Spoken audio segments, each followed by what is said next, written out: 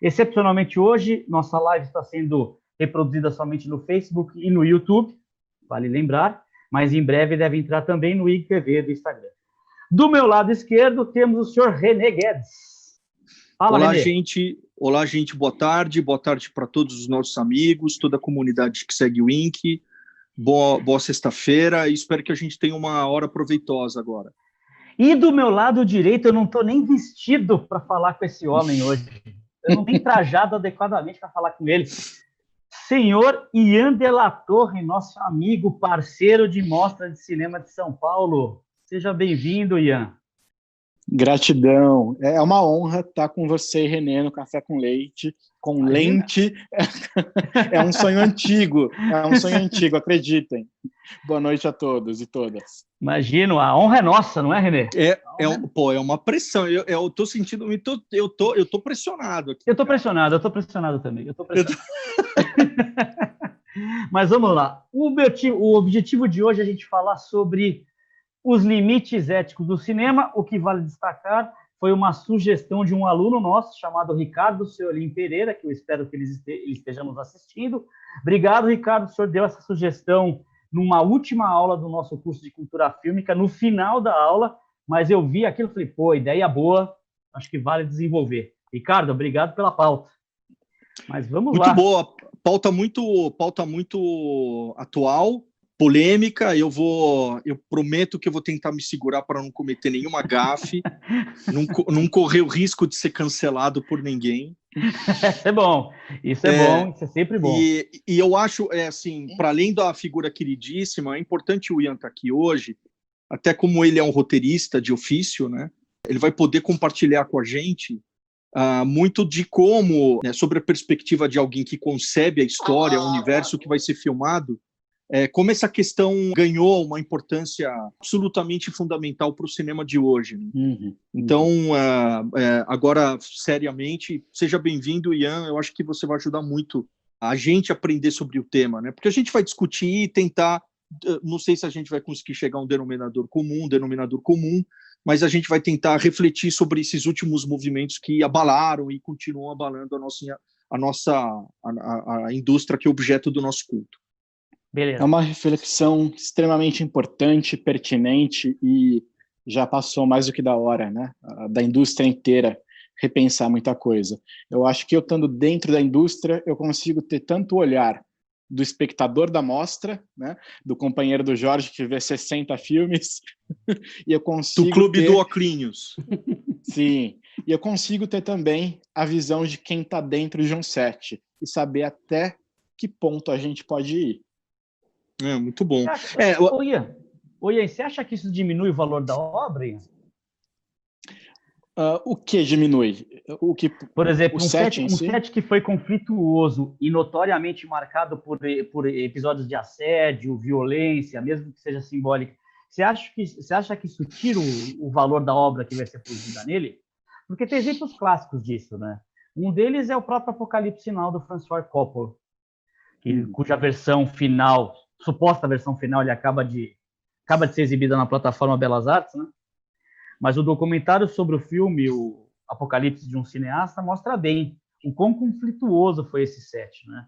O Coppola não queria revelar que o Martin Sheen teve um ataque cardíaco, Coppola foi super agressivo com a equipe, o produtor, inclusive, disse que eles conseguiam contratar figurantes por $2-3 por mês, o mesmo tipo de figurante que nos Estados Unidos custaria 200 vezes mais.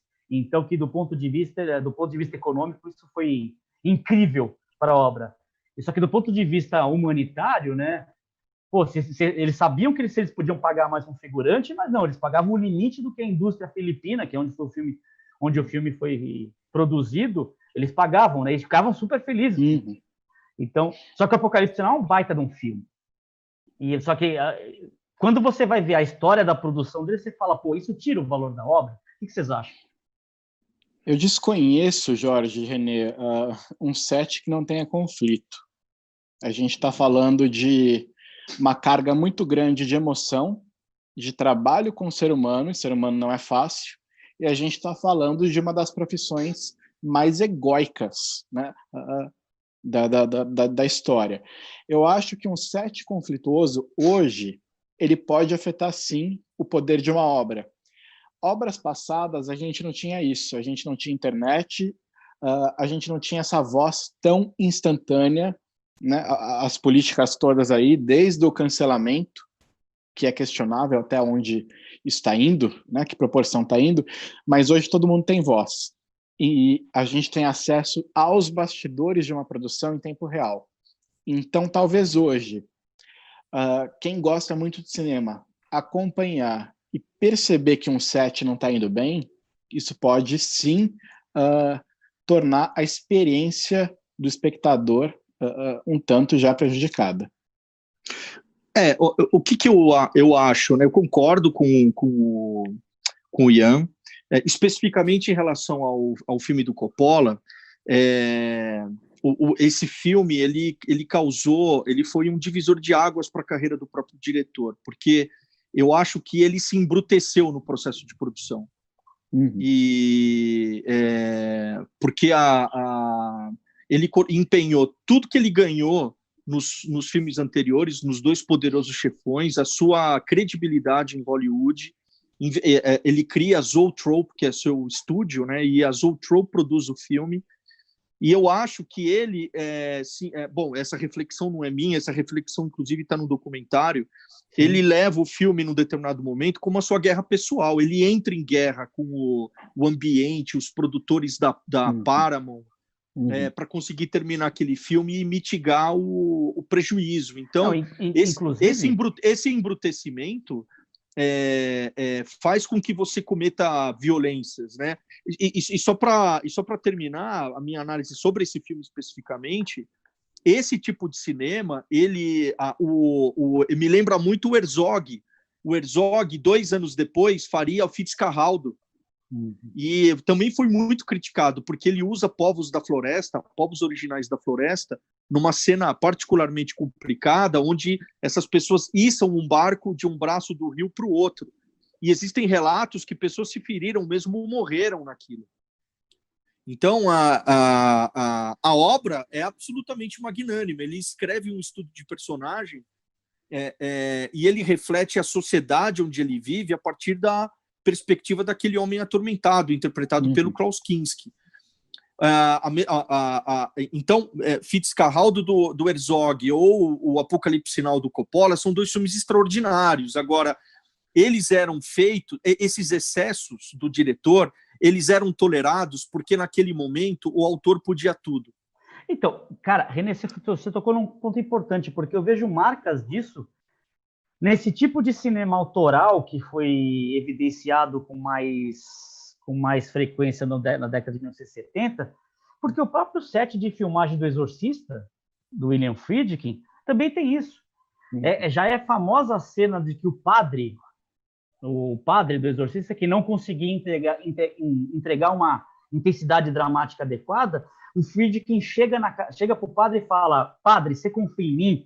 Aí o padre fala: confio. Aí ele vai lá, mete a cara na mão do padre, o padre cai no chão, levanta totalmente desconcertado, desequilibrado, tremendo, e aí ele fala: agora eu vou te filmar. E aí ele te filma e aí consegue a reação que ele queria obter do padre diante do enfrentamento do demônio. Mas até temos um método inclusive parecido aqui no Brasil, né? Existe uma figura bastante polêmica que até então apelava para a violência no acting, né? Para uma provocação, não vou falar violência, mas para uma provocação de você provocar o ator, enquanto pessoa física, até o limite dele emocional, para que ele possa reagir. Mas aí eu me questiono, será que um bom ator tem que chegar nesse limite emocional pessoal, ou será que um bom ator tem que estar preparado para atuar em qualquer circunstância? A gente não precisa citar nomes para não tomar um processo, né? Mas está na Cidade de Deus. Mas o cinema, olha só, né? O cinema sempre cultuou esse tipo de personagem. Então, quando o Marlon Brando ele começa a entregar aquele tipo de interpretação, né, entre os anos 50 e os anos 60, e ele chacoalha o cinema com aquele tipo de visceralidade, ele indica uma lógica de set e uma lógica da relação do ator com o filme, que, de certa forma, na minha opinião, só foi devidamente questionada agora, por conta das denúncias de agressão e assédio sexual, que atores e atrizes principalmente, começaram a sofrer, que sempre sofreram, na verdade, mas revelaram isso de forma clara nos últimos tempos. Então, foi o movimento Me Too, né? O movimento Me Too que começou. Foi o movimento Me Too, exatamente. Faz bastante pouco tempo, né? Exatamente. Então, poxa, para falar de Marlon Brando, não tem como a gente não falar de a último Tango em Paris, né? E o que o Bertolucci faz com a Maria Schneider, né? Uhum. Então, é uma obra absoluta, é uma obra muito importante, principalmente no momento que ela é feita. Ele vai definir um certo drama pessoal, intimista, lá no começo dos anos 70, e vai influenciar todo o cinema de autor a partir daquele filme. É um filme muito importante para a história do cinema. Agora, depois, principalmente, que você lê a biografia do Marlon Brando, onde ele faz uma meia-culpa daquela cena e joga o dilema moral para ele, mas fundamentalmente para o Bertolucci, né? É difícil ver aquela cena com os mesmos olhos, né? É óbvio que você vai sentir a dor da Maria Schneider, e entendendo que a carreira dela ela nunca conseguiu se recuperar dessa violência simbólica que ela sofreu no set, fica assim um sabor muito agridoce assistir o filme agora. E é impressionante que esse assunto só tenha sido resgatado agora. Sim. Quer dizer, o filme é de 70. Uhum. Então essa mulher ficou quase 50 anos, a memória dela, porque ela morreu já faz algum tempo, ruminando aquilo, né? Que outro exemplo você destacaria, Jorge? É notório também o fato de que do assédio que o Hitchcock fazia a Grace Kelly, a Tippi Hedren, desculpa. A Tippi Hedren, né? Que ele tinha esse tesão encanado na Tippi Hedren, e como a Tippi Hedren não cedia aos anseios do Hitchcock, ele transformou a vida da Tippi Hedren no inferno. Tanto nos Pássaros, quanto nos demais filmes que ele fez com ela. Certo? Claro, o Hitchcock ainda é um baita de um cineasta, né? Eu acho que tem uma discussão de fundo que permeia essa conversa que a gente está tendo aqui, que é se dá para dissociar o autor, a vida pessoal do autor da obra, né? E, obviamente, ninguém aqui, nenhum de nós três aqui é maluco de cancelar Alfred Hitchcock. Mas é preciso entender que ele... Até porque não faz sentido isso. Mas é preciso entender que o quão difícil ele tornou a vida da Tippi Hedren, enquanto a Tippi Hedren era a musa dele, né? Então, né, mas aquela história, né, que de certa forma, né, o Truffaut, quando faz lá a Noite Americana... Não, a Noite Americana, ele cultua essa figura do diretor-autor, do diretor passional, do diretor visceral, do diretor total, né, que intersecciona obra e ficção, vida e obra o tempo inteiro, né? Que está no imaginário do cinema, essa figura que, tá no imaginário, que grita. Exatamente. O imaginário do cinema é composto por esse tipo de figura, né? Então, assim, esses diretores autorais que mandam o ator passar por determinados riscos físicos e morais. Porra, cara, isso permeia a história do cinema. Agora, por outro lado, você tem uns caras que também são conhecidos por serem excelentes administradores de sets e que conseguem entregar filmes poderosos a despeito de entender que o set é mais um ambiente de trabalho, igual qualquer outro. Eu diria dois aqui. Claro. O Hitchcock o Hitchcock. O Eastwood e o próprio Spielberg. Sim, o Clint Eastwood com o caso clássico disso. O Clint Eastwood, todo mundo adora trabalhar com... todos os atores que trabalham com ele falam, cara, você lê relatos de atores, né? Porra, é o melhor set que eu já estive. É um cara que ele sempre fala num tom de voz, ele não manda repetir uma cena de forma injustificada. né? Essa presunção da excelência absoluta que alguns autores perseguiram, e veja bem, é muito essa geração de cineastas pós-Segunda Guerra, o Kubrick, Kurosawa, o que o Kubrick e o Kurosawa expunham o seu cast e o seu crew de produção é uma coisa, porra. O Kurosawa ficou 40 dias para conseguir pegar a iluminação perfeita em RAM. E o Kubrick transformou a vida da atriz do Iluminado no inferno. Sim, onde falei, você que viveu os bastidores, que tem inside information. Olha, é bem por aí. Eu fico sempre me perguntando, né? Quem somos nós para cancelarmos alguém? Eu acho que dentro de uma democracia a gente tem que saber ouvir também os lados de uma história. E uma coisa que eu já adianto é que de set de filmagem sempre vão sair N versões. Então a gente tem que ter um trabalho muito apurado de como ouvir e de como enxergar aquilo, né? Quando tem muita gritaria em set de filmagem, quando eu estou como produtor executivo, primeiro que eu deixo as pessoas gritarem, porque eu já aprendi que as pessoas têm que gritar. Elas não param.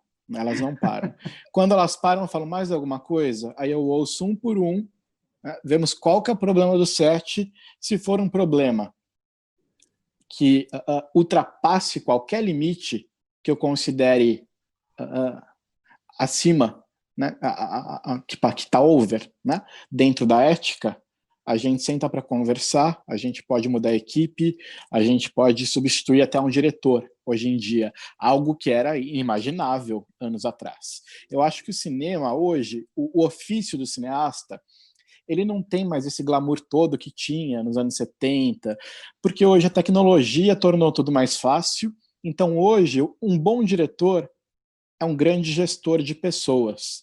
E hoje o dinheiro manda, tudo custa muito caro, tudo é muito rápido. Então, hoje os sets, eles são muito mais corporativistas do que artísticos.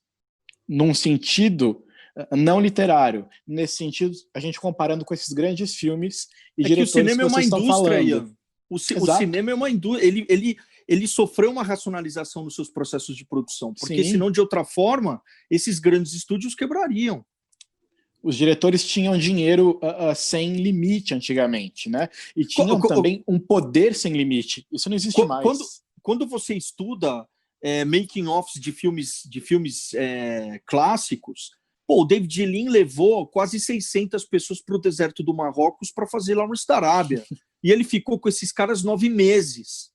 Exato. Gente, não faz sentido. Não faz sentido hoje, sob o ponto de vista econômico. Você sabe que o Ricardo, nosso ex-aluno, né, parceiraço, ele lembrou de um caso muito bom e relativamente recente, né, que é a relação da Bjork com o Lars von Trier. Ele também fez, e não foi só a Bjork, né? Ele transformou a vida da Bjork no inferno, naquele filme Dançando no Escuro, transformou a vida da Nicole Kidman no inferno quando ela vai filmar quando ela vai filmar Dogville, certo? Transformou a vida da Bryce Dallas Howard no inferno quando ela vai filmar Manderley. Transformou a vida da Charlotte Gainsbourg no inferno quando ele vai filmar Anticristo. Transformou a minha cabeça no inferno depois do último filme dele, que eu saí desesperado. A casa que Jack construiu. Uhum. Mas vê, e aí eu fico pensando, faz sentido ele ter transformado, porque Dançando no Escuro é um puta filme. É um baita filme. Agora, para ele extrair a intensidade dramática da Bjork que ele consegue no Dançando no Escuro, faz sentido submetê-la a tanta violência que chegou às raias da violência física? Eu não sei, eu acho que não vale. Eu acho que a arte, nesse ponto, a arte precisa de limites. Esse papo de que na arte vale tudo em prol da arte, acho complicado. Olha, Jorge René, tem uma coisa muito interessante, né? Muito pouco a gente sabe, mas a minha formação principal é como ator, né? Eu comecei as minhas graduações como ator, trabalhei como ator muito tempo. Então, é onde eu comecei isso tudo, né? Comecei no teatro, passei por inúmeros diretores e por inúmeros casos, inclusive, de assédios aí morais e nunca nada mais sério, né? Como se o moral não fosse sério o suficiente já. Eu acho, né, eu repito, o bom ator, ele tem que estar preparado para entender o que um bom diretor quer. Quando um bom diretor extrapola, é porque não está funcionando a química ali, ator e diretor. Ou porque a comunicação está muito falha, né? Se a gente pegar os grandes atores, até brasileiros hoje, eles têm uma prontidão. O ator tem que ter prontidão e técnica.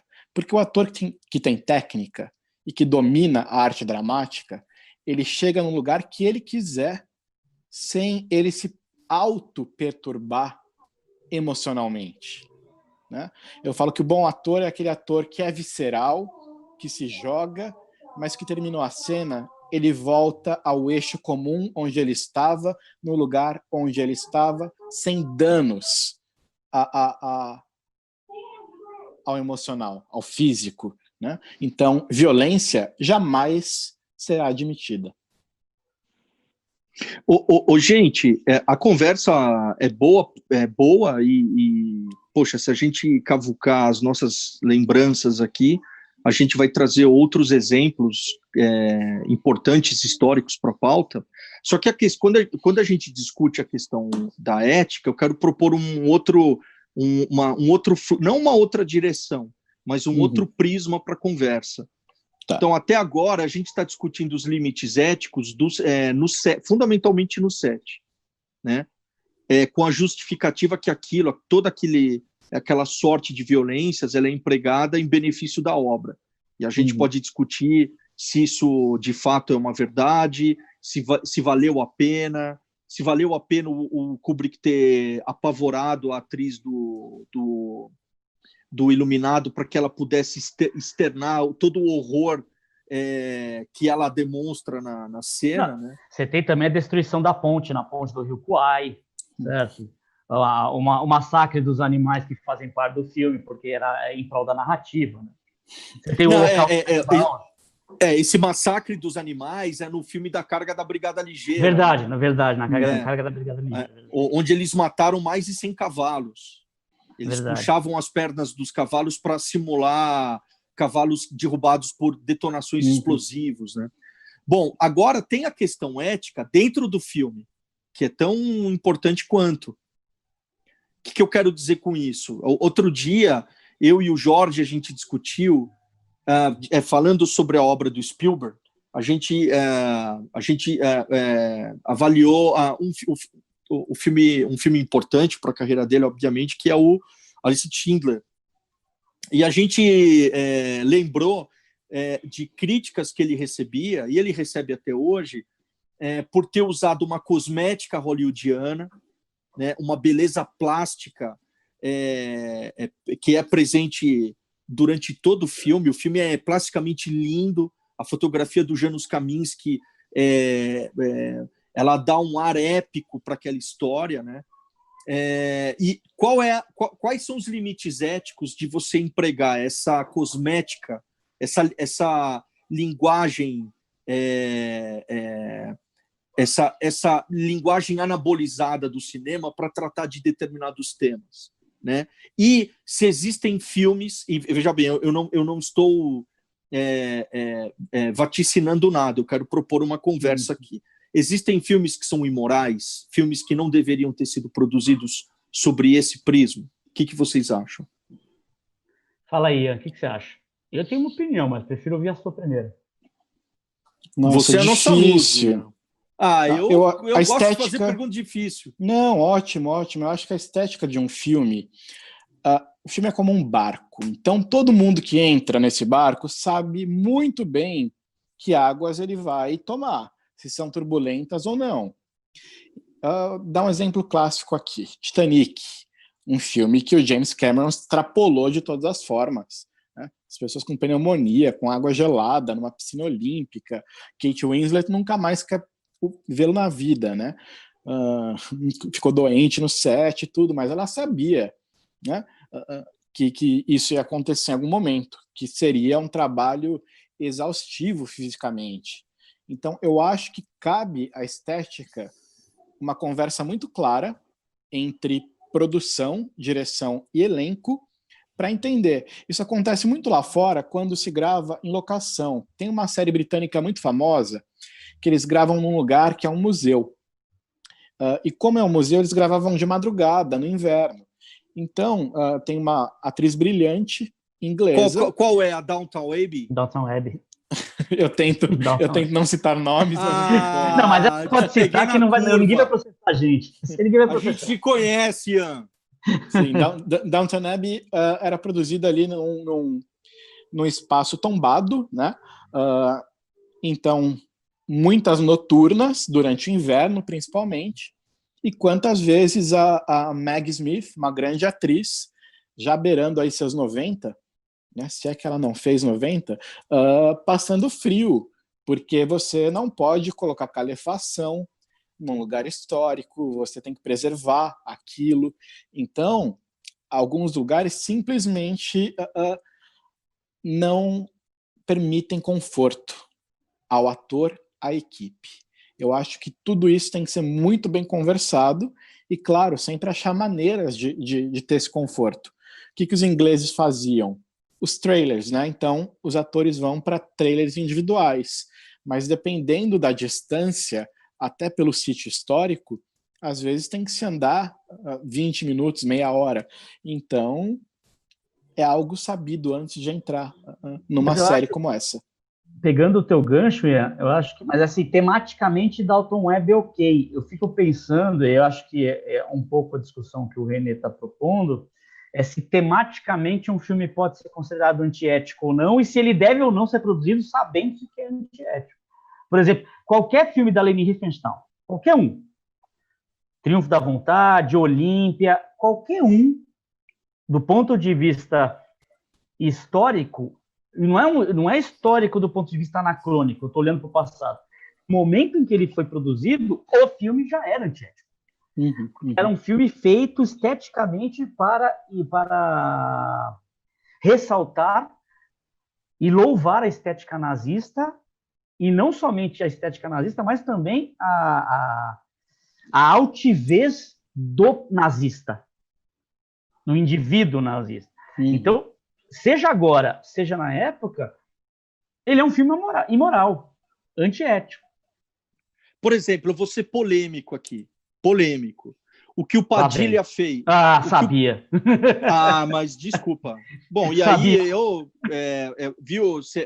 não é o Instituto de Cinema que está dizendo, sou eu.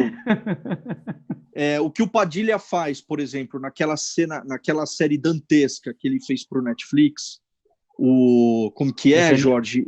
O Mecanismo. Quando ele subverte, ele mente, ele altera um momento histórico, ele altera a ordem, a lógica dos personagens naquela cena para atingir um determinado propósito político. Isso não é antiético? Isso é coisa de cafajeste, claro para minha opinião. Claro que é. Isso é antiético. Né? E para mim foi tão forte que eu não conseguia até o final da série. E aquilo me tirou da série. Me tirou completamente. A gente pode discutir níveis e até onde a questão moral ela cria uma tensão com a fantasia. Porque, por exemplo, se a gente assiste Rambo 2 hoje, do Jorge Pancosmatos, a maneira como os vietnamistas são mortos naquele filme, aquilo flerta com uma forma, na minha opinião, é um filme de ação para alguns, só que a maneira sádica com que aquele personagem mata aquela quantidade enorme de vietnamitas, aquilo expressa um racismo que está em consonância com a política de Estado que os Estados Unidos viviam naquele momento. É um projeto imoral para mim.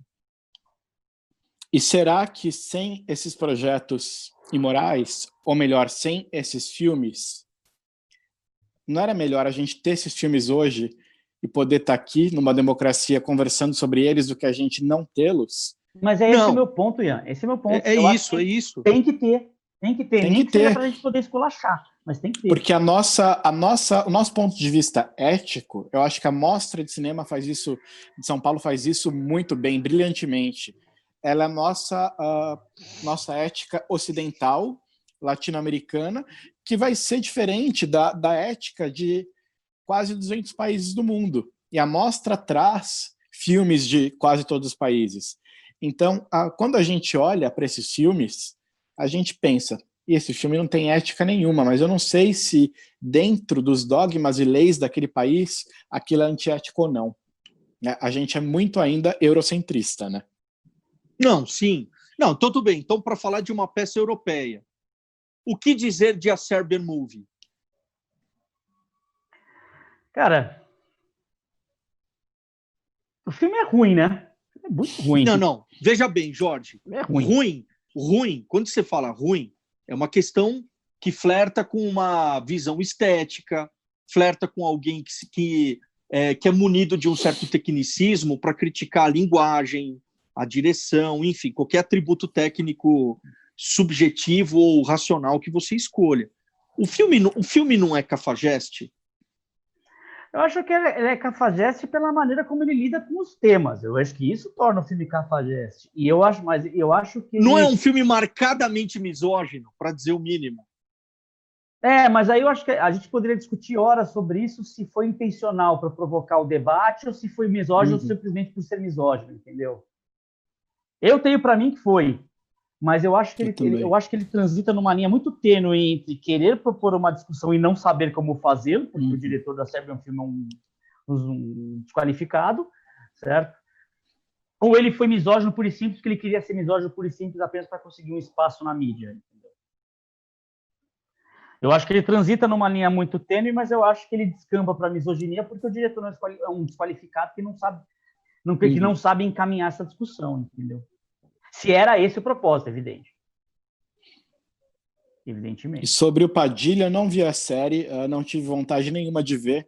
Eu encontrei o Padilha na TV Globo e acabei até assistindo uma entrevista dele ao Bial e não tive a menor vontade de assistir. Mas eu acho que até o Padilha, né, que não tenho vontade de ver nada dele hoje, ele tem essa questão do cinema também, né, como roteirista, que nem sempre a gente tem que contar a verdade, né? O cinema ele é feito um pouco da fantasia e a gente não está falando de uma peça de documentário, a gente está falando de uma peça de ficção. Então, isso, acho que cada diretor, em cada situação, sempre vai colocar a visão pessoal aí e interesses, né, de grandes estúdios ou de quem está pagando o filme. Aí, gente, eu acho que, veja bem, eu não estou celebrando a cultura de cancelamento, não, muito pelo contrário. Mas eu acho que essa movimentação, essa articulação da sociedade civil, através dos seus muitos canais de pautas e lutas, ela produziu um efeito que, na minha opinião, é legítimo, que é responder quase que imediatamente à provocação, seja ela vinda de uma obra cinematográfica ou não. Então, por exemplo, quando o Tarantino, muito mais por ignorância do que por dolo, o Tarantino é um cara, na sua vida privada, deve ser um cara até legal, mas quando o Tarantino, sob a justificativa de denunciar o racismo, ele reforça determinados estereótipos contra os negros em Django Livre, e ele toma porrada das lideranças negras nos Estados Unidos, principalmente o Spike Lee. Veja bem, eu não sou a favor de tirarem o Django Livre da tela, mas eu sou a favor dele tomar porrada dessa gente. Entendeu? Sim. Porque a partir do momento que você, como artista, porque o artista, ele é egóico, ele gosta de se expor, ele quer se expor, e em última instância ele quer provocar. Então, a partir do momento que você dá a cara para bater e lança um filme, você precisa estar disposto a tomar porrada. Cara, você sabe que... Aí só um minutinho, Jorge, eu devolvo a palavra. Quando o Padilha faz Tropa de Elite e as pessoas começam a avaliar e perceber os problemas que o filme tem, ele começa a ficar puto com esse tipo de crítica, deslegitimando quem o critica, entendeu? Porque ele é um babaca. Então, é um filme que deu errado, inclusive, né? É um filme que deu errado. Contemos aqui os bastidores, né? O filme quase foi pro lixo. Sim, mas a bilheteria foi um sucesso descomunal. Sim. Mas é verdade, assim, explica, né? O Matias era o personagem escolhido pelo roteiro para conduzir a história. Só que na mesa de edição, nem sei quem estava editando, o Daniel Rezende, quem que era? Bruno Rezende. Bruno Rezende, desculpa. O Bruno Rezende olha assim, cara, eu não tenho material para esse cara. Não, desculpa, é o Braulio Mantovani. Braulio Mantovani. Braulio Mantovani. Braulio Mantovani. Então, o Braulio Mantovani, na mesa de edição, percebe, cara, eu não tenho material para essa história ser conduzida, né? Então, agora trocou a narrativa inteira. Teve que botar voice-over do Rodrigo Santoro, do Wagner Moura. Do Wagner Moura, e o Capitão Nascimento ganha, ele, para bem e para o mal, ele se torna esse personagem icônico, né?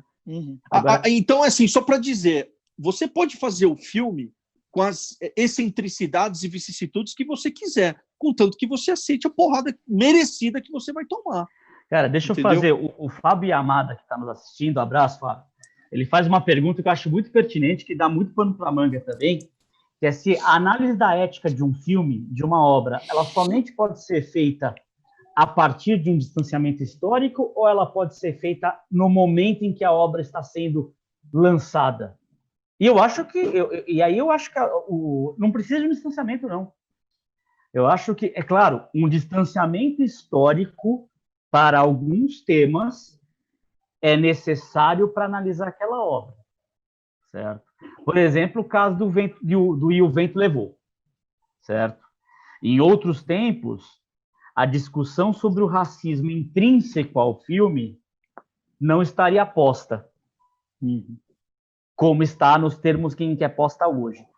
Porém, um filme que, por exemplo, um próprio Sérgio é um filme que o René já mencionou, mas eu acho que dependendo do filme, por exemplo, qualquer filme da Leni Riefenstahl, que eu já mencionei aqui, produzido na época do nazismo, já merecia ser taxado de antiético naquele momento, no momento em que ele foi lançado. O que você acha, Ian? Eu acho que sim, eu acho que a gente está falando ainda de filmes que atingem, quando lançados, um público seleto, isso o cinema faz até hoje, né? Quando não é um blockbuster, são filmes que chegam primeiro a cinéfilos, a amantes de cinema, e é um público muito pequeno que tem, sim, esse poder de, no ato, questionar um filme. Isso fica muito mais forte hoje. Mas se a gente olhar para a história do cinema, né, podia ter sido feito isso lá atrás. Já tínhamos crítica de cinema, né? Inclusive grandes autores da literatura mundial começaram como críticos, né, em revistas, em jornais, então acho que o poder, né, hoje se fala tanto, o René falou do cancelamento. O cancelamento ele tem que ter um embasamento. Eu acho que se você está num momento histórico conturbado e alguém coloca uma ferida ali que não precisa, que só vai aumentar um grau de fascismo, eu acho que a obra tem que ser repensada assim, né? Se eu fosse programador, eu tiraria o filme da sala. Ian, é assim, mas a pergunta do rapaz que está nos assistindo... Eu fugi aqui bastante. O Fábio, né? É pertinente no seguinte aspecto. Veja, de novo, eu não tô dizendo que a gente deve queimar os pôsteres dos filmes que vou dizer agora. Se bem que são filmes muito questionáveis, inclusive no sentido fílmico do termo. Mas a história, e quem é historiador sabe disso melhor do que ninguém, ela está num lugar de privilégio no seguinte sentido, porque ela, a partir do momento que ela se dá o devido distanciamento histórico, temporal que ela precisa, ela vai conseguir avaliar, inclusive, os desdobramentos do processo histórico daquele fato específico que ela está cobrindo naquele momento. Quando a gente pega os filmes do Elijah Roth, do começo dos anos 2000, o que a gente está vendo lá? Um cara sádico que faz filmes sádicos sobre personagens sádicos. A gente não está vendo nada além disso. Mas você não concorda que esse tipo de filme era o prenúncio era o prenúncio cultural, ainda que ele não tenha articulado isso, eu não posso estar eu não posso estar acusando ele disso, mas você não acha que ele capturou o espírito do tempo para dar concretude a ideias dessa extrema direita que hoje elas são hegemônicas e dominantes? Esse desprezo pela vida. Ah, sim, Jorge. Não sei, não é um filme, não é um cinema reacionário desse cara? Então, não sei, porque ele não tá. O cara é tão desmiolado que ele não tá dialogando com o tempo dele. Ele tá querendo fazer uma homenagem ao cinema, ao cinema de terror gore. Não, mas é óbvio que ele é. Não, mas é óbvio que ele é desmiolado. Mas a partir do momento. Assim, ele, como artista, ainda que ruim, ele captura, através dos canais sensoriais, através da sua sensibilidade, alguma coisa estranha que está no ar. E ele transforma aquilo em película. Tudo entendeu? Bem, pode ser, mas não é o objetivo principal dele. Esse tipo de filme, ele dá forma e concretude para o tipo de banalidade da violência hoje. Assim, ele instrumentaliza uma certa banalização da violência, que alguns críticos chamam de como que é, de porn torture, né? De porn torture, cara. Hora do Pesadelo. Oi?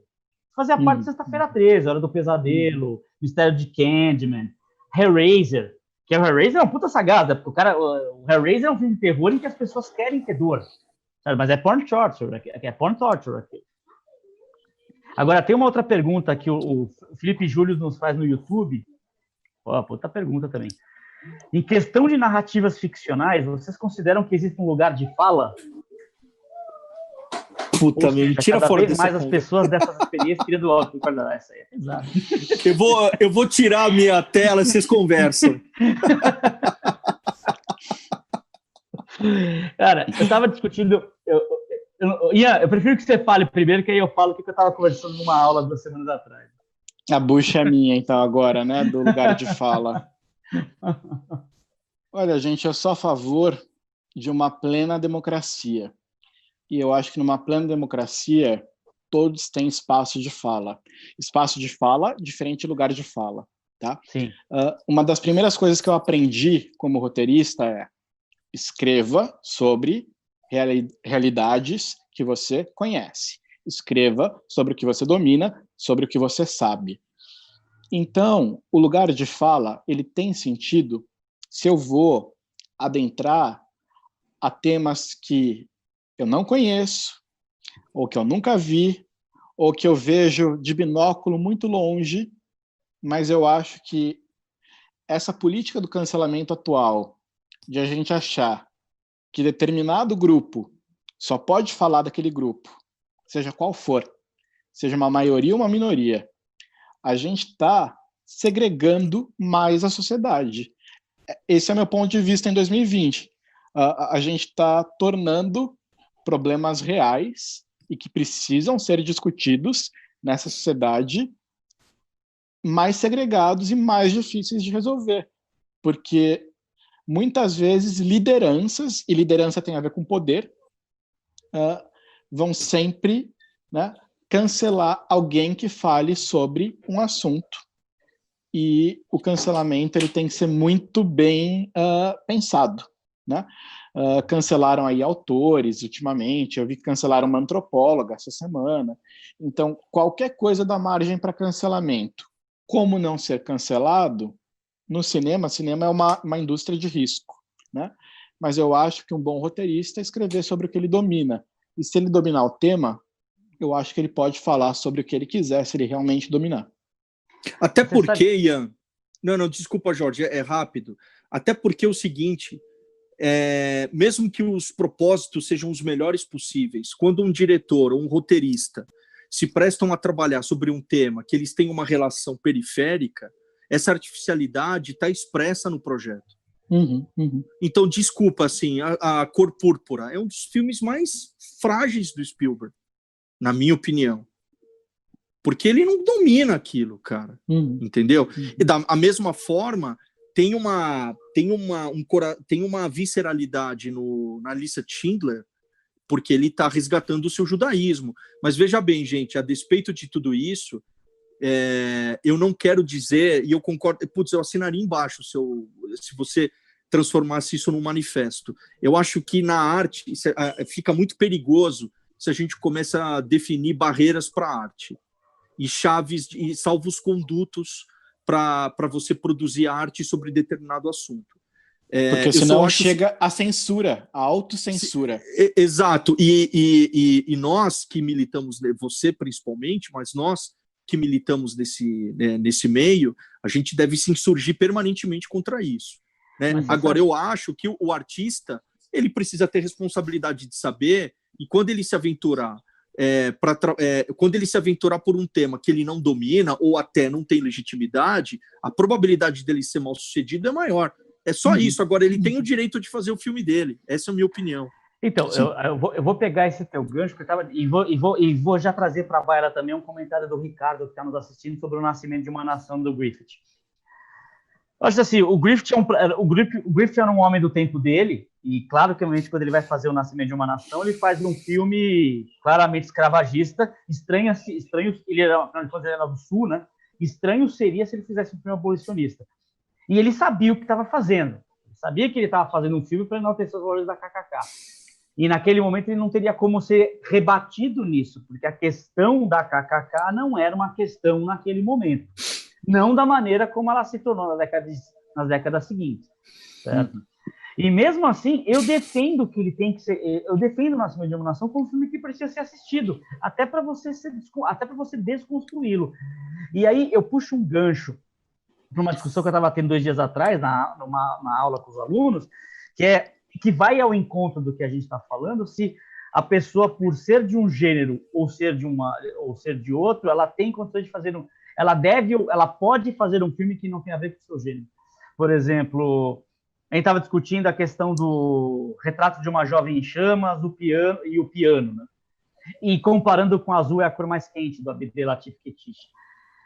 O que eu levei para a aula na quarta-feira é o Retrato de uma Jovem em Chamas, da Céline Sciamma, em determinados momentos, é tão ou mais erótico que Azul é a Cor Mais Quente, do Abdelatif Kechiche.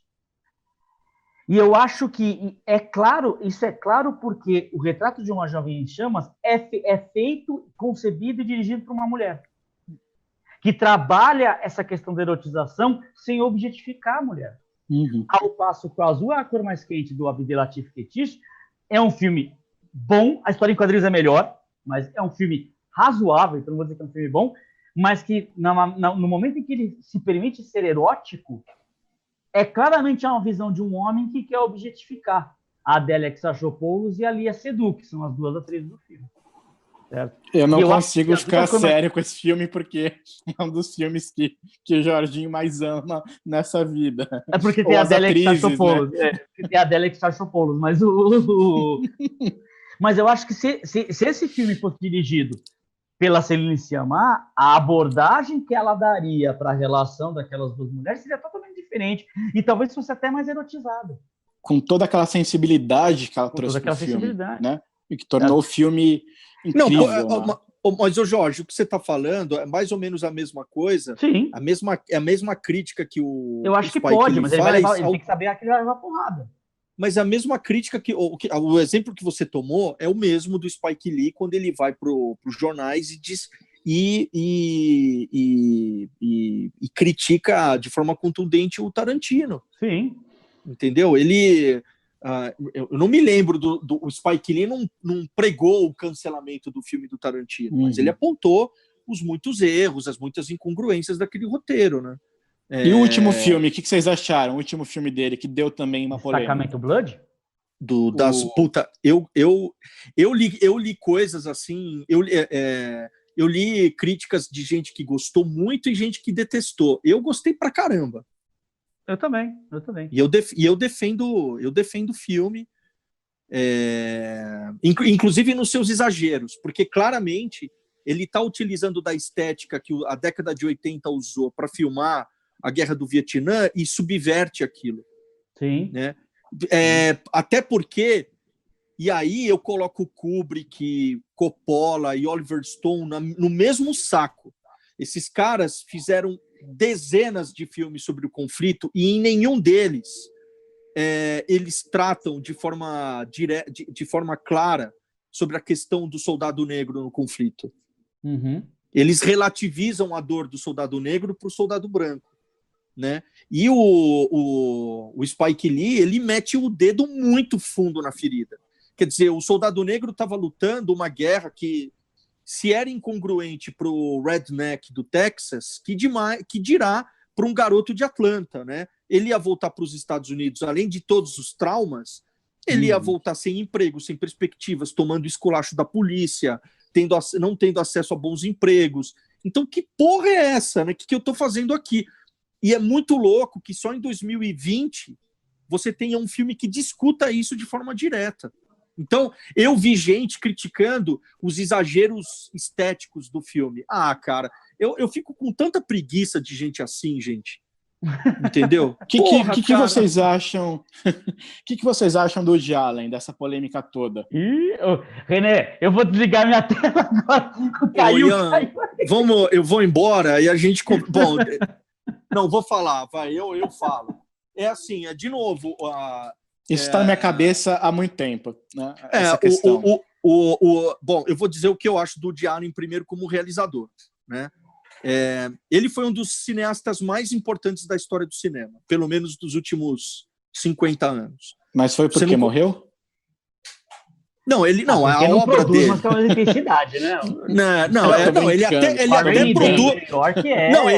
Ele até produz. Ele até produz, ele faz um filme por ano. Agora, os filmes não têm mais a mesma importância e relevância dos filmes que ele fazia, até pelo menos nos anos 90. Então, o Woody Allen é um dos pouquíssimos diretores onde você consegue contar 5 obras-primas. Se não mais.